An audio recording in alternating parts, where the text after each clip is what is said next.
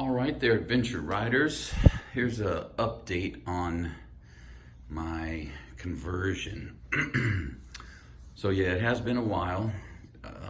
Things didn't go quite as smoothly as I had hoped for. Everything always seems to be a little more difficult than what some people make it seem. And I'm also just maybe a little inept at doing some repairs or mods or whatnot. But so we're almost done. We've almost got it put together.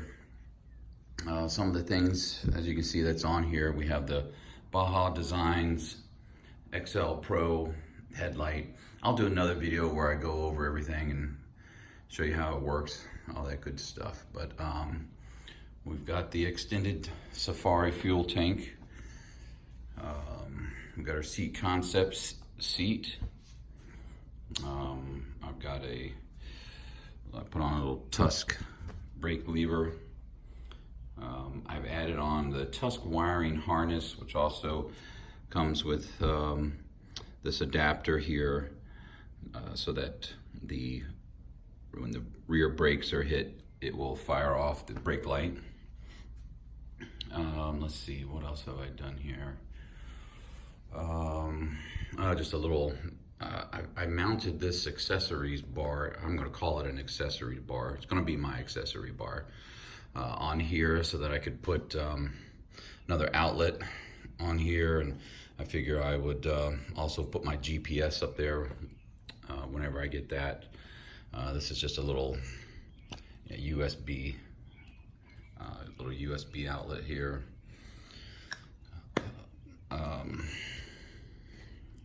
What else?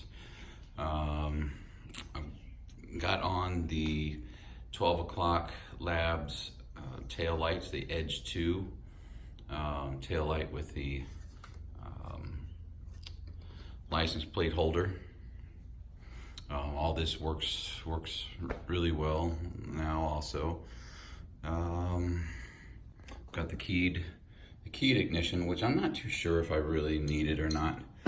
But hell, maybe it's just another deterrent that keep someone from hopping on the bike and stealing it. Got the Tusk compact control switch here. Everything works wonderfly. Horn, turn signals, off, low beam, and high beam. And that is about it for right now. I'm getting ready to replace the tires with some DOT tires.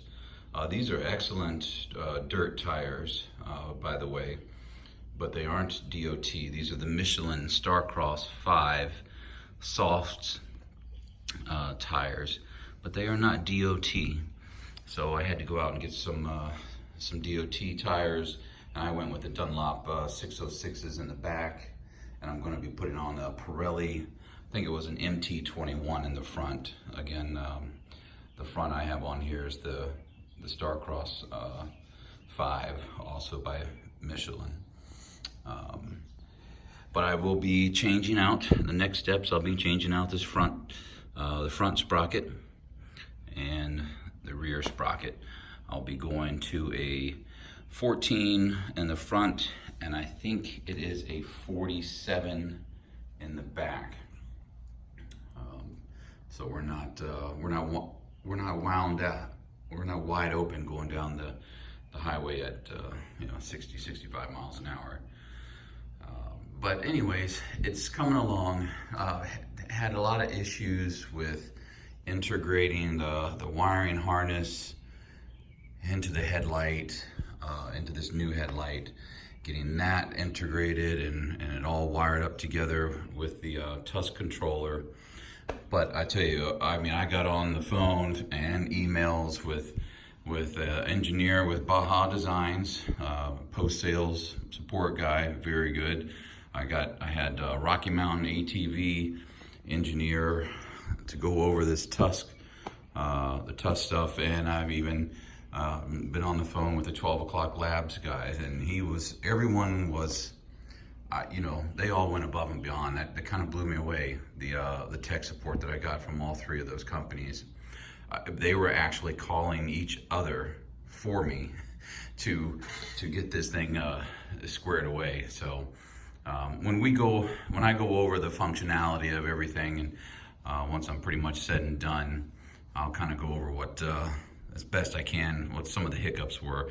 It just all had to do with wiring, how things should be wired together, and that's definitely not my strong suit. I'm more of a mechanical person, so electronic diagrams just kind of baffle me. But anyways, and so one of the things I wanted to say here too real quick is, so this tank, if anyone ever gets this tank, you're gonna have two bolts that go in the side of each tank, that actually the only two that hold the tank on.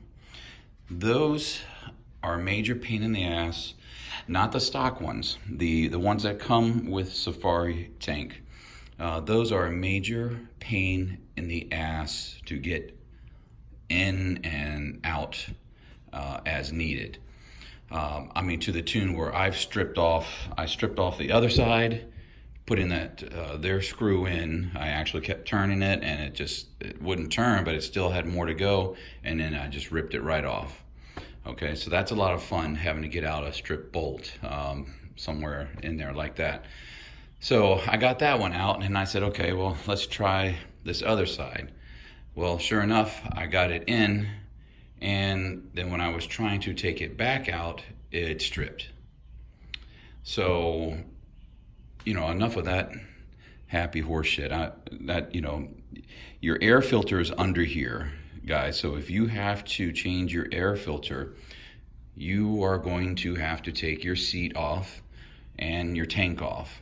Now that's a little bit of a pain in the ass, but it is what it is. I'm willing to give up that to have this double size, way extended fuel tank on here.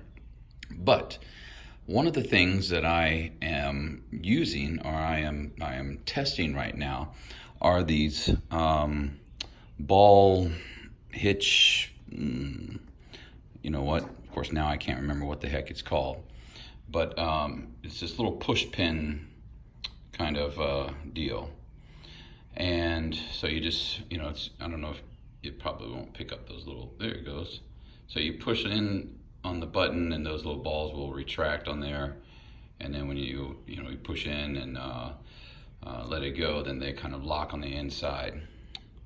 So I have got a pretty good, I probably won't be able to get this in here now with one hand, but all right, I'll leave it in there. I've got a pretty good idea, and these things, they're expensive, and I'm actually special ordering some. This one's about 5 millimeters too short. It'll go in through here, but not when I have the cowlings on, or whatever the heck they are, the panels, the front panel here. So these things, that's like $20 a piece for those pins, but I'm special ordering some other ones that are 60 millimeters, and I'm going to see if that will work. I'm just order one at a time. If it works, then I'm going to order the other one. But that seemed to be a really time-saving idea. Of course they have, this particular one has the D-ring. I can take it and connect it to, something around here just in case it happens to fall out. But it seems to stay in there pretty solid. Anyways, for anyone who has this tank on this bike, and I don't know, it could be even the 250 model, you should know by now that bolt's a pain in the ass. And if not, maybe they just sent me some jacked up wrong size bolts, M5 or M6 bolts, whatever they were, but that was no fun. Anyhow, so that's pretty much all I got to say about that. Thanks for watching. Stay tuned for the next one. I'm getting close on getting this bad boy all together and ready to go, and then I'll take them in, and I guess I have to take it to the state police office to have them inspect it and see if it's roadworthy. But a few more things to do first, and then I'll get it over there, and that will probably be my next videos once everything is all back together. Everything's been tested properly and it's good to go. I had it out on just a real light riding the other day, and yesterday, I guess, day before yesterday, and it seemed to work just fine. Anyways, guys, all right. Hey, thanks for watching, and stay tuned for the next one. See ya.